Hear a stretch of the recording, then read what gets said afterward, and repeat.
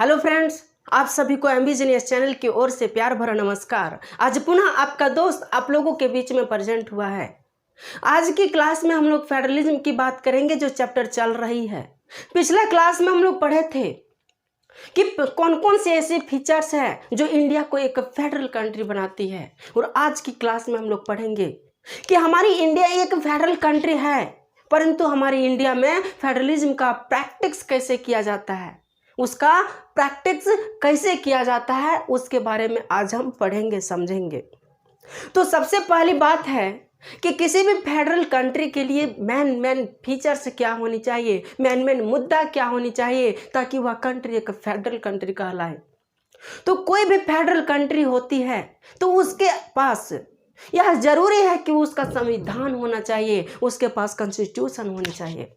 यदि किसी कंट्री के पास अपना संविधान होती है, अपना कॉन्स्टिट्यूशन होता है, तो वह कंट्री एक फेडरल कंट्री कहलाती है। इतना ही नहीं, संविधान हो जाने से ही वह फेडरल कंट्री नहीं कहलाती है, बल्कि जो संविधान में लॉ एक्सप्लेन किया हुआ है, जितने भी लॉज एक्सप्लेन किए हुए हैं, जितने भी वहाँ लॉ, कानून, रूल, रेगुलेशन चलती हो, वह एक अच्छी पॉलिसी में हो, उसकी पॉलिसी अच्छी हो, यानी वह एक अच्छा सिस्टम डेकोरेट यानी जनता के हित में हो, तो वह कंट्री एक फेडरल कंट्री कहलाती है।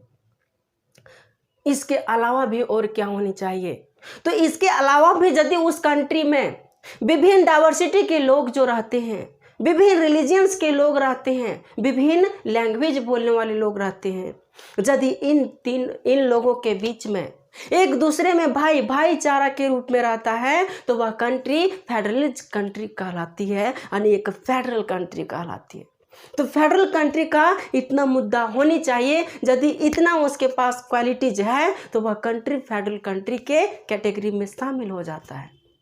हमारा इंडिया भी एक फेडरल कंट्री है।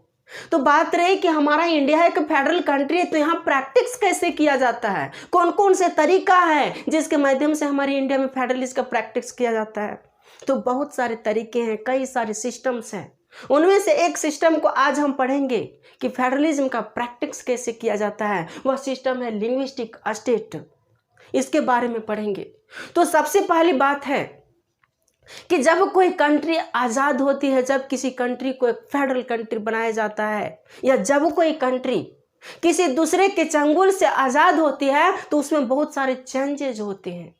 हमारी कंट्री भी पहले 1947 से पहले अंग्रेज़ों के गुलाम में थे ना, अंग्रेज़ों के गुलाम में थे। अंग्रेज़ों ने हमारी कंट्री पर कब्जा किया हुआ था। हमारी कंट्री के हर नागरिक को, पूरे इंडियंस को तबाह कर दिया था, उन्होंने परेशान करके रख दिए थे। परंतु जब 15 अगस्त 1947 को हमारा कंट्री इंडिपेंडेंट हुआ, आज़ाद हुई, तो हमारी कंट्री एक स्वतंत्र देश बना। अब स्वतंत्र देश बना तो यहाँ रूल रेगुलेशन की ज़रूरत पड़ेगी, यहाँ संविधान की ज़रूरत पड़ेगी। तो संविधान भी बनाया गया। 26 जनवरी 1950 को हमारी कंट्री में संविधान भी बनाया गया। लेकिन 15 अगस्त 1947 से हम लोग देखते हैं 1947 से 2021 तक, 2021 तक हमारी कंट्री में कितने सारे चेंजेज हुए। बहुत सारे चेंजेज देखने को मिलेगा। जब हमारी कंट्री 1947 के समय हमारी कंट्री में टोटल कितना स्टेट था, तो टोटल 14 ही स्टेट थे, यानी टोटल 14 स्टेट थे। इसके अलावा वहाँ टोटल जब 1947 के दौरान जब हमारी कंट्री इंडिपेंडेंट हुई थी, आज़ाद हुआ था, उस टाइम हमारी कंट्री में टोटल 6 यूनियन टेरिटरीज थे। कितना? टोटल 6 यूनियन टेरिटरीज थे, यानी 6 ही केंद्र शासित प्रदेश हमारी कंट्री में था। परंतु आज जो केंद्र शासित प्रदेशों की संख्या है वो कितनी है? तो टोटल 8 है। 8 केंद्र शासित प्रदेश यानी 8 यूनियन टेरिटरीज में हमारे कंट्री में आज हैं प्रेजेंट में। तो हम चेंजेस देख रहे हैं कि क्या हुआ, पहले स्टेट्स कम थे, लेकिन धीरे धीरे क्या हुआ, पॉपुलेशन बढ़ते गई, धीरे धीरे डेवलपमेंट बढ़ते गया, और धीरे धीरे स्टेट का डिमांड बढ़ते गया, और स्टेट का डिवीजन होते गया, और स्टेट का नंबर भी बढ़ते गया ना। पहले 14 था तो आज 28 हो गया। पहले यूनियन टेरिटरी 6 था तो आज 8 हो गया है। तो ये सारे चेंजेस देखने को मिलता है, ये सारे चेंजेस हम लोग देखते हैं। इसके अलावा भी कई सारे चेंजेस मिलेगा। पहले जो है कई सारे स्टेट का नाम कुछ और था, आज उसका नाम कुछ और है। पहले कई सिटी का नाम कुछ और था, आज उसका नाम कुछ और है। यानी हम कह सकते हैं कि स्टेट के नाम पर भी उसका चेंजेज हुआ, उसके नाम में भी रिफॉर्म किया गया, उसका नाम को भी बदला गया और सिटी का भी नाम बदला गया। वैसे कौन कौन से स्टेट हैं? जैसे पहले आज हम जिसको मुंबई के नाम से जानते हैं, मुंबई हम जानते हैं ना, मुंबई, तो पहले मुंबई को बम्बई कहा जाता था,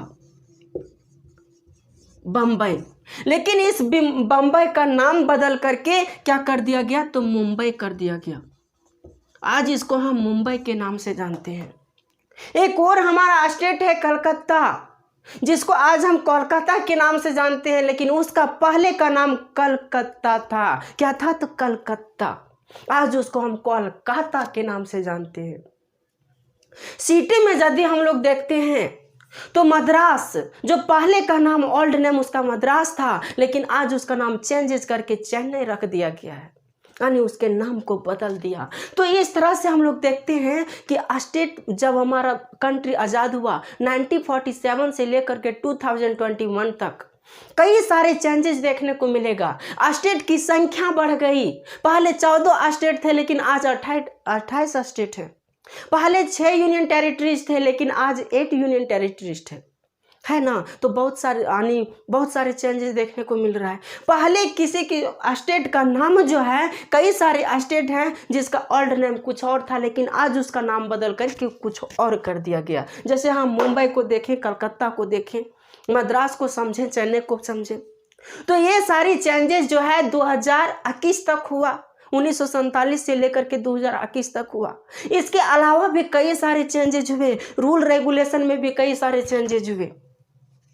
तो जब हमारी कंट्री आज़ाद हुई, इतना सारा चेंजेस होने के बाद जब हमारी कंट्री आज़ाद हुई, तो आज़ादी के बाद हमारे कंट्री में एक प्रॉब्लम क्रिएट हुआ और उस प्रॉब्लम का सॉल्यूशन भी हुआ कि हमारी कंट्री से पाकिस्तान अलग हो गया। पाकिस्तान जो है सो हमारी कंट्री से अलग हो गया। अब कुछ दिन के बाद जब 1956 को हमारी कंट्री में एक्ट लाया गया, तो बहुत सारे स्टेट ऐसे हैं जिन्होंने लैंग्वेज के बेस पर अपने स्टेट का डिवीजन का डिमांड कर दिया। यानी स्टेट के लोगों ने यह डिमांड करने लगा कि अब लैंग्वेज के बेस पर, हमारी लैंग्वेज जो हम बोलते हैं उस लैंग्वेज के बेस पर हमारे स्टेट को अलग कर दीजिए। ये भी डिमांड करने लगी। जब ये डिमांड करने लगी पब्लिक लोगों ने कि हमें लैंग्वेज के बेस पर अलग कर दीजिए, तो उसको हम लोग लिंग्विस्टिक स्टेट कहते हैं। जब स्टेट को लैंग्वेज के बेस पर अलग किया जाता है तो उसको लिंग्विस्टिक स्टेट कहते हैं। तो फर्स्ट पॉइंट वही है, create of state in the basis of language is called linguistic state. जब लैंग्वेज के बेस पर स्टेट को अलग किया जाता है, स्टेट को बनाया जाता है, तो उसी को हम लोग लिंग्विस्टिक स्टेट कहते हैं। तो ये हमारी जो जनता लोग थे, जो विभिन्न डाइवर्सिटी के लोग थे, अपने जो लैंग्वेज बोलने वाले लोग थे, वो लैंग्वेज के बेस पर स्टेट का डिमांड करने लगा कि हमें अलग स्टेट बना दीजिए। परंतु उस टाइम जो लीडर्स और गवर्नमेंट थे वह लैंग्वेज के बेस पर स्टेट को बनाने से इनकार कर रहे थे, वह उसकी बात को नहीं मान रहे थे। उसका मानना था कि यदि आज हम इसको लैंग्वेज के बेस पर एक स्टेट बना देते हैं तो हो सकता है कल वह अलग कंट्री की डिमांड करने लगे। आज हम उसको अंगुली पकड़ाते हैं तो हो सकता है कल वह मेरी कलाई को पकड़ ले, ऐसा भी हो सकता है ना। तो वैसा फंडा कहीं उसके साथ लागू ना हो जाए। लेकिन वहाँ की जनता जो लैंग्वेज के बेस पर मांग कर रही थी, लोग पूरा प्रोटेस्ट करने लगे, लोग विद्रोह करने लगे, आंदोलन करने लगे, तब जाकर के वहाँ की गवर्नमेंट को झुकना पड़ा और जो बड़े बड़े लीडर्स थे उसको भी झुकना पड़ा और उसे लैंग्वेज के बेस पर उस स्टेट को अलग कर दिया गया। तो सबसे पहला स्टेट बना हैदराबाद, जिसे लैंग्वेज के बेस पर डिवीजन किया गया। उसके बाद तमिलनाडु बना, यानी वहाँ तमिलनाडु में ज़्यादा लोग तमिल बोला करते थे, इसलिए उस स्टेट का नाम ही तमिल रख दिया। महाराष्ट्र में हम लोग देखते हैं, महाराष्ट्र में सबसे ज़्यादा अधिक जो लोग हैं वो मराठी लोग हैं, इसीलिए उसको एक अलग स्टेट बना दिया और उसका नाम ही महाराष्ट्र रख दिया। गुजरात भी हम लोग उसी तरह देखते हैं, गुजरात में सबसे ज़्यादा गुजराती हैं, इसलिए उसका नाम भी गुजरात रख दिया और उसको एक अलग स्टेट बना दिया। राजस्थान भी ऐसा ही हुआ। तो इस तरह से बहुत सारे स्टेट को अलग कर दिया गया, लैंग्वेज के बेस पर अलग कर दिया गया और उसे एक अलग स्टेट बना दिया गया। तब जाकर के कुछ दिन हुआ, तब जाकर के देखा गया कि वह स्टेट जिस बात के लिए गवर्नमेंट डर रही थी, जिस बात के लिए बड़े बड़े लीडर्स डर रहे थे कि अब उसको हम जिस कंडीशन के लिए, जिस स्थिति के लिए उसे हम अलग नहीं कर रहे थे, लैंग्वेज के बेस पर जो डिवीजन नहीं किया जा रहा था, क्या वह सही साबित हुआ कि नहीं? परंतु धीरे धीरे क्या हुआ, उस स्टेट में रिफॉर्म होने लगा। जब लैंग्वेज के बेस पर उसका डिवीजन किया गया तो उस स्टेट में धीरे धीरे रिफॉर्म आने, धीरे धीरे डेवलपमेंट और तेज हो गई। और जब रिफॉर्म और डेवलपमेंट तेज हो गई, धीरे धीरे हमारी कंट्री का यूनाइटेड भी बढ़ने लगी और हमारी कंट्री जो हमारी कंट्री में जो एडमिनिस्ट्रेशन प्रोसेस था, एडमिनिस्ट्रेशन जो व्यवस्था थी, वह भी मजबूत होने लगा। यानी एक तरह से यह सही साबित हुआ, जिस बात के लिए हमारी जनता, हम जिस बात के लिए हमारी गवर्नमेंट डर रही थी, जिस बात के लिए हमारे लीडर्स डर रहे थे कि उसको हम लैंग्वेज के बेस पर यदि अलग कर देंगे तो वह अलग कंट्री की डिमांड करने लगेगी और वह हमारी कंट्री के लिए हानिकारक होगा, हमारी कंट्री के लिए अच्छा नहीं होगा। परंतु ऐसा कुछ नहीं हुआ। वह उसके उम्मीदों पर खरा उतरा। जो सोच करके लीडर्स ने उसको अलग किए थे, जो सोच करके वहाँ के गवर्नमेंट ने उसे अलग किए थे, वैसा ही इन स्टेटों ने किया और वह हमारी कंट्री के लिए एक सही साबित हुआ। वह हमारी कंट्री के लिए एक यूनाइटेड कंट्री बनी। यानी हमारी कंट्री को जो एडमिनिस्ट्रेशन शासन व्यवस्था होती है उसमें इन्होंने बहुत अच्छा रोल अदा किया। और आज जो हम लोग देखते हैं वहाँ स्टेट बहुत अच्छा अच्छा डेवलप कर रहा है। हमारी स्टेट जो है, जो लैंग्वेज के बेस पर जिसका डिवीजन किया गया था, वह डेवलपिंग स्टेट बन गया है। तमिलनाडु, आंध्र प्रदेश, गुजरात, राजस्थान, ये सभी क्या है, एक डेवलपिंग स्टेट है। तो यह जो है सो सही साबित हुआ। तो दूसरा पॉइंट वही है कि linguistic state made the country more United and made easier administration. Linguistic state जो है सो हमारी कंट्री को अधिक यूनाइटेड बनाती है और ज्यादा यूनाइटेड बनाती है एंड मेड इजियर एडमिनिस्ट्रेशन, और वहाँ की जो शासन प्रबंधन है, शासन व्यवस्था है और आसान हो जाती है। आसान कैसे हो गई वहाँ की शासन व्यवस्था? तो देखिए, जैसे हम ही लोग हैं, हम लोग हाँ अच्छा से हिंदी इंग्लिश बोल सकते हैं, लेकिन हम लोगों को यदि मराठी बोलने के लिए बोल दिया जाए या गुजराती बोलने के लिए बोल दिया जाए या दूसरा लैंग्वेज बोलने के लिए बोल दिया जाए जो हम नहीं जानते हैं, तो क्या हम उसको बोल पाएंगे?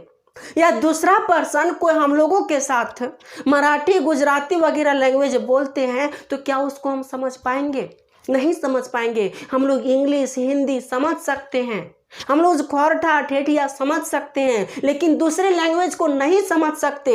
नहीं, दैट मीन्स हम कह सकते हैं कि जिस लैंग्वेज को समझ सकते हैं, यदि उसी लैंग्वेज का वहाँ का एम्प्लॉयज होगा, वहाँ का गवर्नमेंट होगी, वहाँ का हर व्यवस्था उसी लैंग्वेज का होगा, तो वह कंट्री को वर्क करने में ज़्यादा फैसिलिटी मिलेगी, वर्क करने में ज़्यादा सुविधा होगा ना सुविधा। जैसे कि महाराष्ट्र में मराठी लोग ज़्यादा रहेंगे, मराठी लैंग्वेज का ज़्यादा इस्तेमाल किया जाएगा, तो वहाँ क्या होगा, डेवलप धीरे धीरे बढ़ेगा। यानी वहाँ वर्क करने का जो सिस्टम अरेंजमेंट होगा वह और अच्छा से होगा, अच्छा से बढ़ेगा। तो यही वजह है कि लैंग्वेज के बेस पर यदि स्टेट को डिवीजन किया गया तो जिस बात के लिए हमारी लीडर्स, हमारी गवर्नमेंट डर रही थी कि यह गलत साबित होगा, ऐसा कुछ नहीं हुआ, बल्कि अच्छा साबित हुआ। तो जब देखा गया कि लैंग्वेज के बेस पर जब स्टेट का डिवीजन किया गया तो वह अच्छा साबित हुआ, तो कई सारे स्टेट ऐसे हैं जिसको और अलग वे से भी हम स्टेट का डिमांड करने लगा कि अब हमारी स्टेट को लैंग्वेज के बेस पर जो डिवीजन किया गया, अब उसको कल्चर के बेस पर भी डिवीजन किया जाए और ज्योग्राफी के बेस पर भी डिवीजन किया जाए। तो कल्चर के बेस पर डिवीजन कैसे किया गया? तो डिमांड करने लगे कई सारे स्टेट, जहां पर जिस कल्चर के लोग रहा करते थे, उन्होंने डिमांड करने लगी कि हमारी स्टेट को एक कल्चरल स्टेट बनाया जाए, हमारे स्टेट को एक ज्योग्राफिकल स्टेट बनाया जाए, यानी ज्योग्राफी के बेस पर हमारी स्टेट का डिवीजन किया जाए। तो वैसे कौन कौन से स्टेट हैं? तो कल्चर के बेस पर यदि हम लोग देखते हैं तो नागालैंड में नागाज कल्चर मनाया जाता है, इसलिए उस स्टेट का नाम ही क्या पड़ गया? तो नागालैंड। और ज्योग्राफी के बेस पर यदि हम लोग देखते हैं तो झारखंड की बात करते हैं। झारखंड में बहुत सारा जंगल झाड़ियां पाई जाती हैं, यानी ज्योग्राफी के बेस पर हमारे झारखंड के उस जंगल झाड़ियों की वजह से ही हमारे स्टेट का नाम झारखंड रख दिया गया, क्योंकि यहाँ बहुत ज़्यादा जंगल झाड़ियाँ हैं, यानी ज्योग्राफी के बेस पर रखा गया। तो इस तरह हम लोग देखते हैं कि लैंग्वेज के बेस पर भी हमारे इंडिया में स्टेट का डिवीजन किया गया अब, और वहाँ फेडरलिज्म का प्रैक्टिस किया जाता है। दूसरा है कल्चर के बेस पर भी हमारे इंडिया को डिवीजन किया गया और पावर का शेयरिंग किया गया और फेडरलिज्म का प्रैक्टिस किया जाता है, और ज्योग्राफी के बेस पर भी किया जाता है। तो थर्ड पॉइंट यही है कि some state have created on the basis of culture और ज्योग्राफी। कुछ स्टेट जो है सो कल्चर और ज्योग्राफी के बेस पर अलग किया गया और बनाया गया। तो ये जो सेशन आज हम समझे लिंग्विस्टिक स्टेट, तो ये लिंग्विस्टिक स्टेट का एक छोटा सा टॉपिक, छोटा सा वीडियो था। नेक्स्ट वीडियो में हम लोग समझेंगे कि लैंग्वेज पॉलिसी के बेस पर हमारी फेडरलिज्म का कैसे प्रैक्टिस किया जाता है। तो आज का सेशन को यहीं पर एंड करते हैं, यहीं पर समाप्त करते हैं। Thank you very much. जय हिंद, बाय बाय।